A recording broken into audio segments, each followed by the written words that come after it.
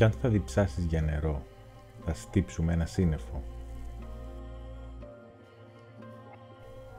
Τα ποίηματα είναι εύκολα, η ποίηση είναι δύσκολη.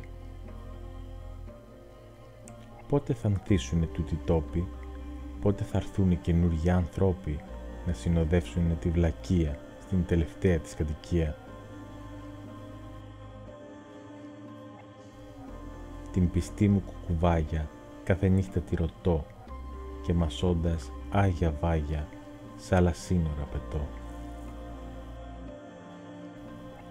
Δεν ωφέλει το παράπονο, ίδια παντού θα είναι η ζωή. Φέρτε μου τη θάλασσα να την προσκυνήσω, φέρτε μου τον ήλιο της να προσευχηθώ.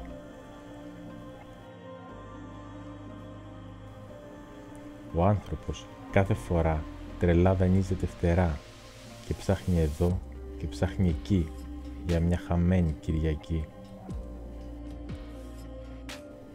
Μην πετάς ποτέ, ποτέ σε άδειους ουρανούς, παραδείσους μακρινούς ποτέ μη ζητάς. Έτσι κοιμάται, ολόγυμνη, μέσα στις άσπρες κερασιές. Έτσι κοιμάται, ολόγυμνη, μια τρυφερή μου αγάπη. Ένα κορίτσι αμάραντο, σαν μυγδαλιάς κλονάρι. Ήσουν μια βρύση του ουρανού κι ήμουν μια στάλα. Φτάνει ένα αλέτρι να βρεθεί και ένα δρεπάνικο φτερό σε ένα χαρούμενο χέρι. Φτάνει να ανθίσει μόνο. Λίγο στάρι για τις γιορτές, λίγο κρασί για τη θύμηση, λίγο νερό για τη σκόνη.